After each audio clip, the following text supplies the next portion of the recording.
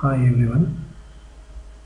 Today I'll be explaining about the three concepts. One is like why we use data warehouse and what is data warehouse and what is OLAP systems, means OLAP systems. Okay, so what is an OLAP? So these three concepts I'll be covering today. First of all, while going through the session, I'll be explaining the real-time scenarios to make you understand in a better way. So first of all, why do we require a data warehouse concept? Why we come up with the data warehouse concepts? Okay, let's say there is a multinational bank which has branches, around 10,000 worldwide branches. Okay, so in the branch, for each branch, let's say there are 1 lakh customers for each branch. Okay, so customers here are like, customer might be opening a savings account, you might have some current accounts, or he might be having a demat account, whatever it may be. So let's say total customers are 1 lakh for each branch, and consider each customer will be performing 2 transactions in a day. Okay, here transactions means, so it might be fund transfers, or it might be cash withdrawals, or it might be your equity transactions, or it might be your demat account transactions. Let's say each customer per day will perform 2 transactions. Okay, that means, let's say for this particular bank, per day transactions worldwide. So how we can calculate? It's simple, like 1 lakh branches into 10,000 branches into 1 lakh customers into 2 transactions per day, which comes around 2 billion per day. That means 2 billion transactions per day. So can I say 2 billion transactions per day means, can I say it stores it stores more than 2 billion transactions per day in DB. Why? Let's say fund transfer. So fund transfer creates generally 2 records in a database, and some other transactions may create more than 1 record or 3 records in a database. Like, whenever you do transaction, fund transfer, for transferring amount 1 record, and the remaining amount, whatever the amount in your account, that will create 1 more record, right? So that way each transaction may have more than 1 record in a database. That means more than 2 billion transactions per day happens in a multinational bank. So here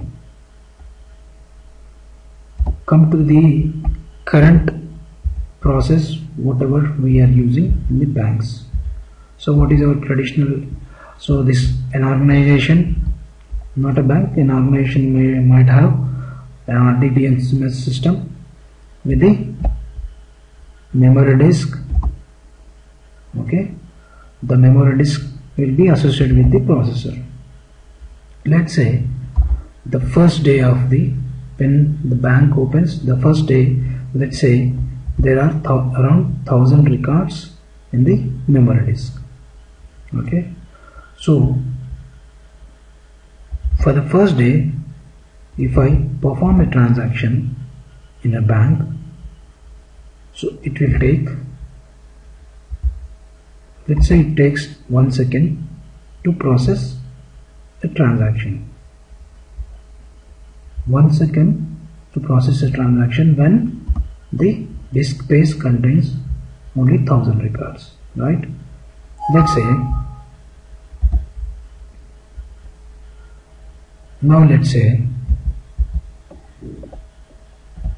after a few months the records will increase to 10,000 from 1000.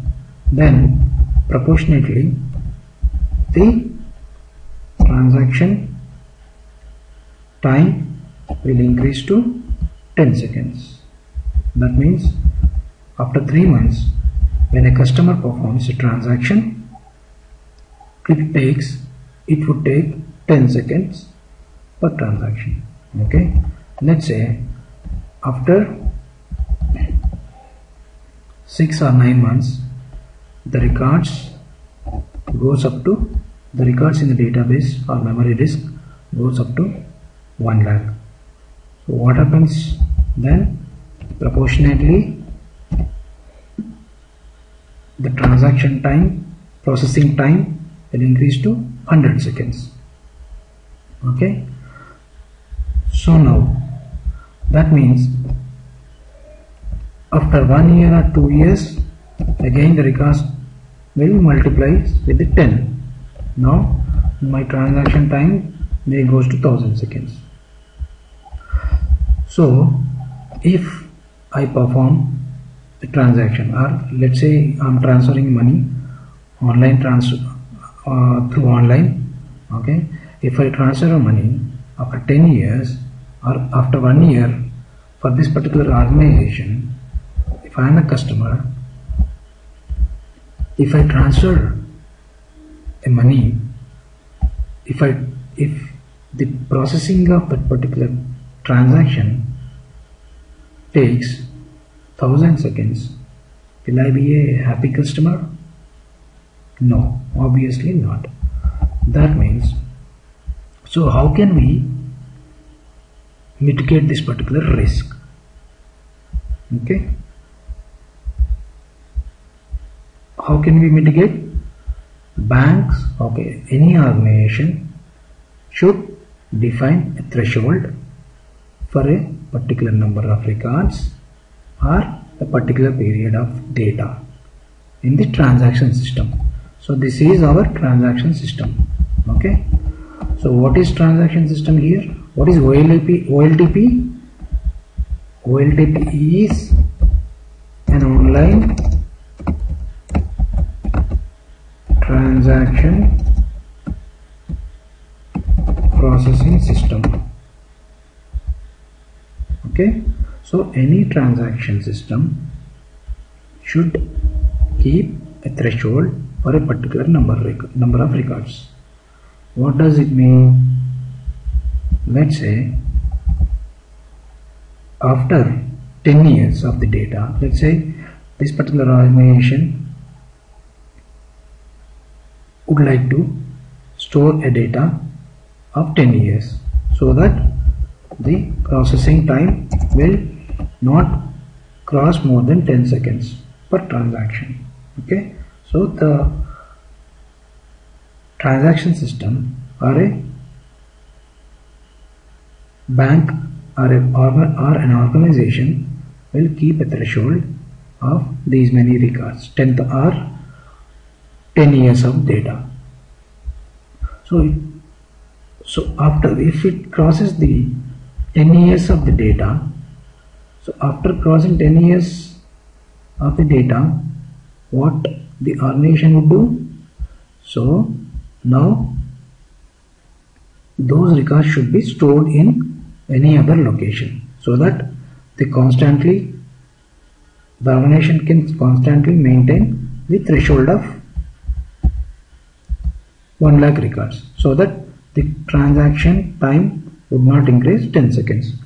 So where does the historical data should be stored? The rest of the data or the historical data can kept in another system called an analytical system. So here we comes to the data warehouse concept. So what is an analytical system? OLAP system, which is online analytical processing system. So any organization would store the historical data in an analytical processing system. So this is our analytical processing system, where it contains the historical data, and in the same way it will be having a disk memory, and it contains processor, and it keeps on storing the historical data so that the transaction processing system will remain with the limited records, so that the performance of the system will be good and high. So this online transactional processing system, who will be using this online transactional processing system? This will be used by customers, employees of the company. Then what about this historical data?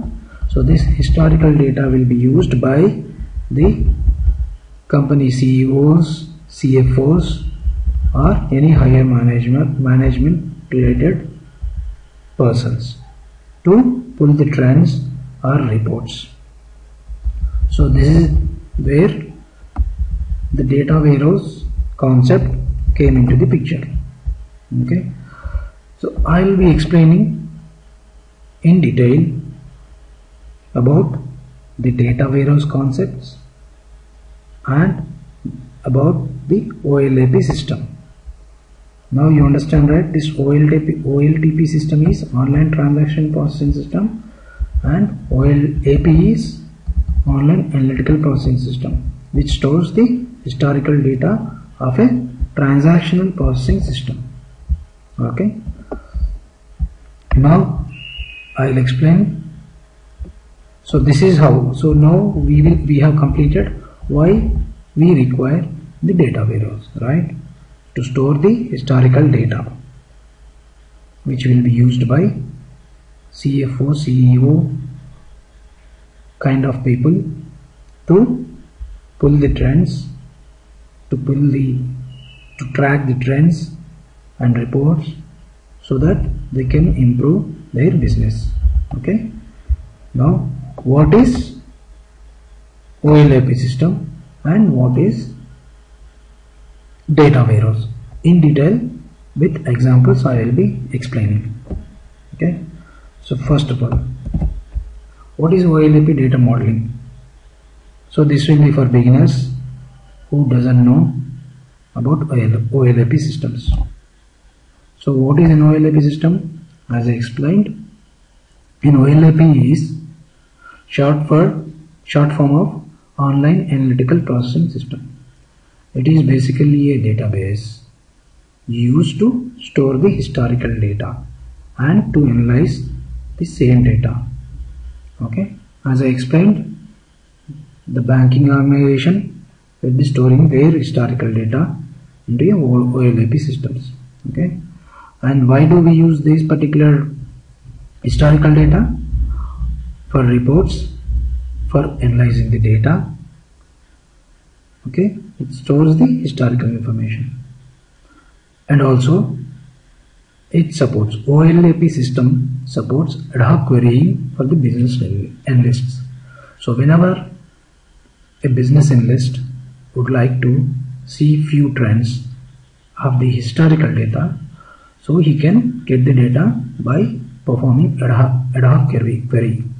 Okay, and also this particular historical data helps the knowledge workers like executive, manager and analysts to make the decisions faster and better. Okay, so where do OLAPs get their information from?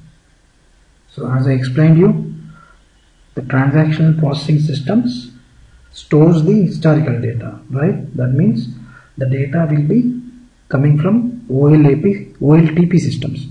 The data of OLAP system comes from OLTP systems, right? So you can see here, this is by OLTP system, online transaction processing system. Okay. So whenever OLTP, this is our OLTP system. So OLTP system is a backend historical database system, right? And the data which we put in OLAP is the already processed data. That means the data from OLTP is converted to the more historical format into OLAP using ETL process. Okay, and so this is directly, we are taking the data and converting the data more towards the historical format and loading into OLAP systems, right? Or there might be 3 stages where OLTP data is processed and loaded into staging system, where in staging we will be cleaning up the data and we will be verifying and we will be analyzing the statistics of the data before putting into OLAP systems. So here again we will be converting the data into the historical format and loading it into OLAP systems, right? Or this, we might be processing the data in a 4th stage also sometimes. Here one more thing is, OLTP systems means OLTP might not be a single system, it might be multiple systems. Okay, from where? So pre-staging. What does pre-staging do?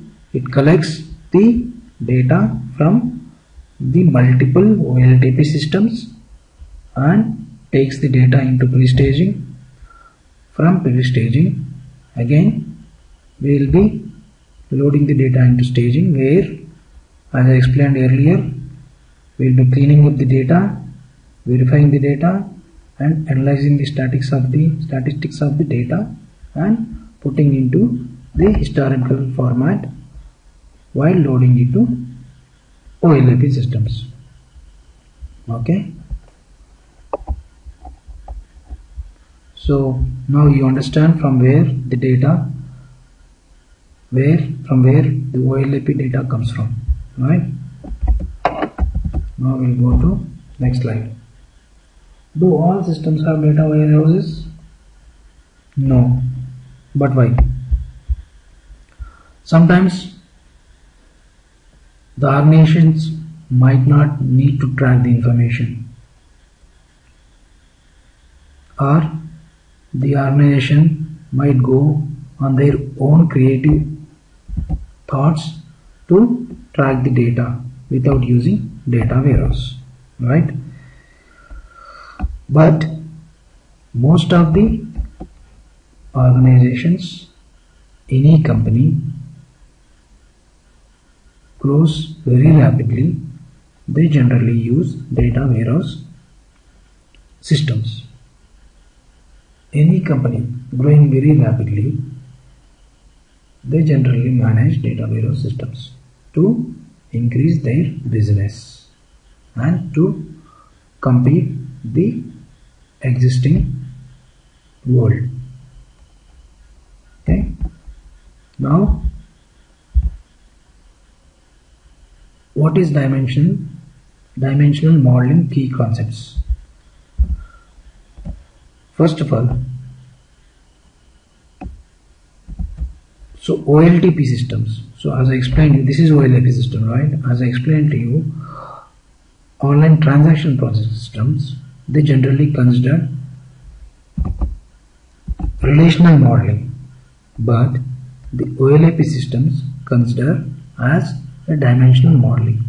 What does this dimensional modeling contains? So this dimensional modeling is a business process centric. Okay, because OLAP system nothing but a dimensional modeling. So for building up OLAP systems, generally we follow the dimensional modeling. So what does the dimensional modeling key concepts? The key concept of the dimensional modeling is business process centric here. Okay, and answers and questions about the business, which is a key concept of the dimensional modeling, and this deals with the large amount of the data, and then it comes with the data mart versus data warehouse. What is data mart? Data mart is a subset of data warehouse. So data mart contains a single business process. Data warehouse contains multiple business processes. I will explain what is the business process. Okay, so don't get confused. And what is I'll explain you what is a business process later. So what is the fact table and dimensions? So one more key concept is fact table and dimensions, following the fact tables and dimensions during dimensional modeling. Okay, what is fact table? Fact table is a physical database implementation of a business process. That means one fact table corresponds to a business process. Business process would be anything that occurs in your organization. That means business process would be, like example, selling things. So whenever you want to sell, any organization would like to sell the things, right? So that is one business process. Okay, and what about the dimension tables? These dimension tables are the entities involved in a business process. As I explained you, the fact table is the business process, corresponds to a business process. Okay, the entities whatever involved in a business process comes under dimensions table. Let's say, take an example, store. Okay, where the store would like to sell the products, right? The main business process is selling the product. So while selling the product, there might be different dimensions, entities, which are like store could be one dimension, one entity. Okay, and product, so product could be one entity. Okay, so these are all the entity tables which are called as dimensions. Okay, let me check.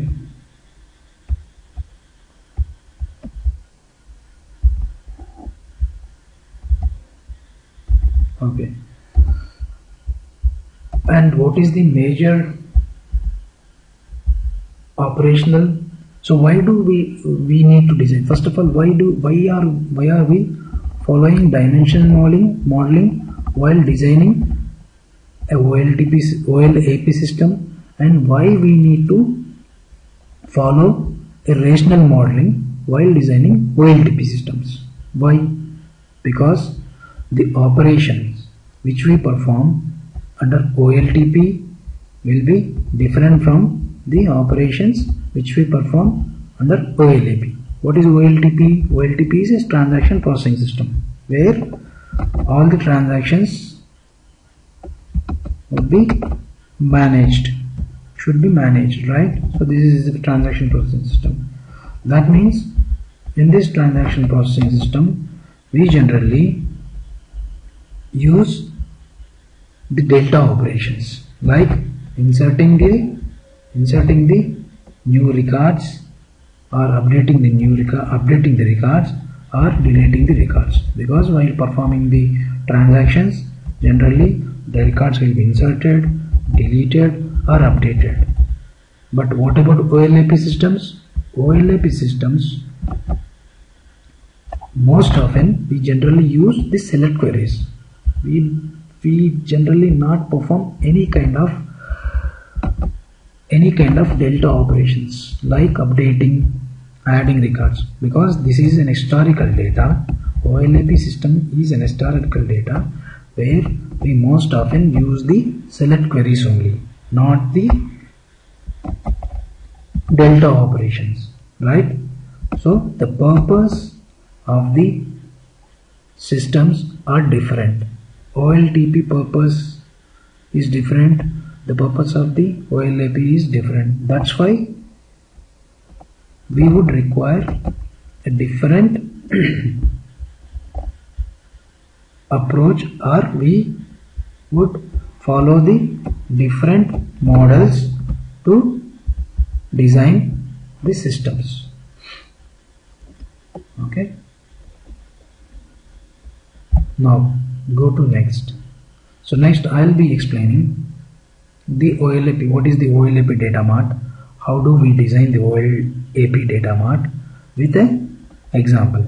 Okay, let's say first of all just we will revise what is fact table. A fact table corresponds to a business process that the data mart will track, right? And what is business process here? Business process is anything in your company that your company wants to track, okay, that will give you money. Business process is the process that the company would like to track, which gives money. Okay, the end purpose of data warehouse or a data mart is to obtain the useful information that you can interpret so that it gives you money. Okay, that is business process. Okay,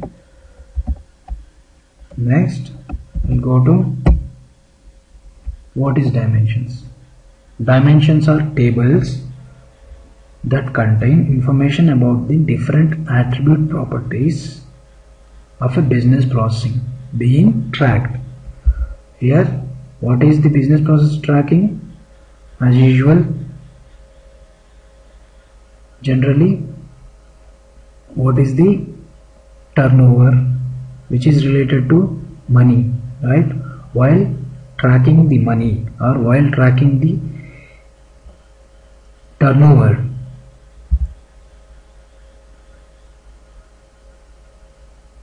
the properties of a business process means the properties which involves the attribute properties which involves in the turnover are called as the dimensions. Okay, that means dimensions go in hand with the fact tables, right? Fact table cannot exist without dimensions. Okay, within business process we are going to have different subjects, like here let's say business process, as I explained you, business process is the making out money or turnover. So that is a business process where the different subjects will be involving. In store, let's say people might be one subject, okay, stores might be one subject, or a product might be a attribute property. So that comes into dimensions. Okay, now we'll go to next slide. Now I'll explain you in detail how can we design a data mart, okay, and how can we come up with fact table and how can we come up with the dimensions. So track the process. First of all, track whenever a new project comes, or whenever an organization builds a new data warehouse system, they need to track the process. Here I'll give you one example of the store. Let's say buyer goes to a particular store, and once he goes to the store, he chooses a product from aisle. Any product. He may go to different aisles and he may choose different multiple products. Okay, and then he goes to counter with a particular receptionist. Okay, then where he pays with the credit card. He might pay without credit card, he may pay with the credit card. Once he bought the product, either he keep the product with him or he can return it to store again. Here, wherever the bolded words you can see here, buyer, this is one dimension, okay, store, this is one dimension, product is one dimension, counter is one dimension, reception is one dimension. So here the stores would have their own properties. Stores would have their own properties. Properties like store location. So it might be country and it might be state. Okay. And what about product? So even product is a dimension where it contains their own properties. It's like different properties. The quality of the product. So all these dimensions will have their own properties. Okay.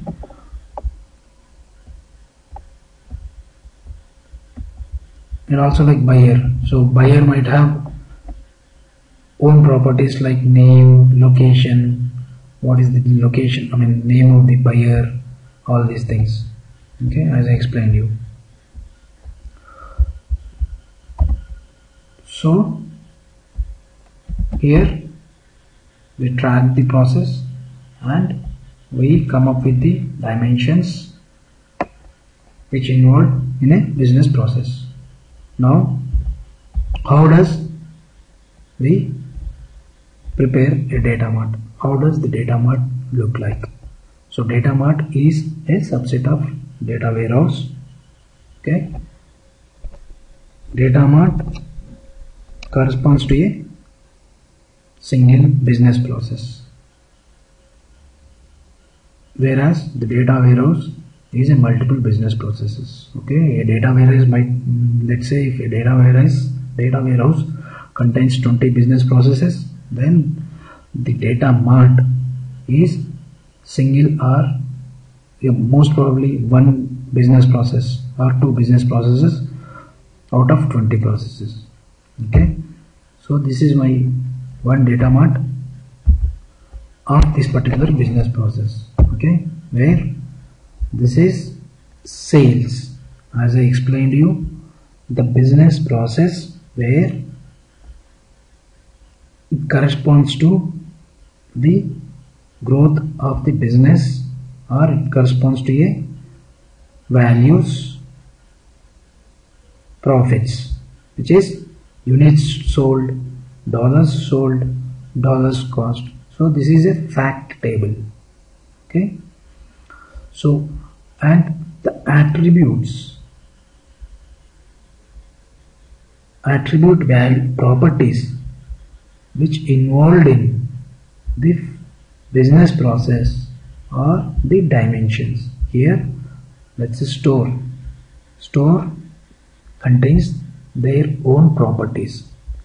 This is store code is an attribute which contains their own properties. Okay, so this is a dimension table. This is one more dimension table, and this is one fact table. Okay, so here the fact table is directly connected with the dimension tables. Okay, so this type of modeling, data modeling, is called as star schema modeling. Okay, there is another modeling, snowfall modeling, which I will explain later. Okay, now we understand what is fact table and what is dimension tables, right? So this is snowflake schema table. Okay, this is star schema modeling and this is snowflake schema modeling. What is the difference here? Here the fact table is directly connected with the dimensions tables, but here the fact table is connected with the dimension table, and also it connected with the other dimension tables indirectly, right? So this is snowflake schema, but the most popular schema is star schema. Okay, and what about the dimensions types? So we have around 1 2 3 4 5 dimension types. So these are all the different dimension types which exist in the data warehouse designing. So we need to consider all these dimensions while preparing the schemas. Okay, depending upon these dimension types, we need to prepare the schemas for a data warehouse or for a OLAP systems, for online analytical processing systems. OLAP, and which corresponds to data warehouse and OLAP both are equal. Okay, so by this we have finished about understanding the data warehouse, how the data warehouse, what is data warehouse, and how the OLAP systems will be designed. Okay, I think it helpful for everyone to get a basic knowledge on the data warehouse. Thank you all. So in the next sessions I will be covering more about the data warehouse concepts. I think everyone had a chance to look into my previous few sessions about Informatica and Cognos, right? So I will be explaining more about Informatica and Cognos. Those are all the tools which will be used in data warehouse world. Okay, Informatica is an ETL tool which will be used to transfer the data from OLTP systems to OLAP systems. Okay, and Cognos is a reporting tool which will be used by CEOs and CFOs to pull the data, okay, from the OLAP systems or data warehouse systems. So I will be uploading more sessions on Informatica as well as the Cognos tool. Okay, hope everyone understand this session. Thank you all. Bye bye.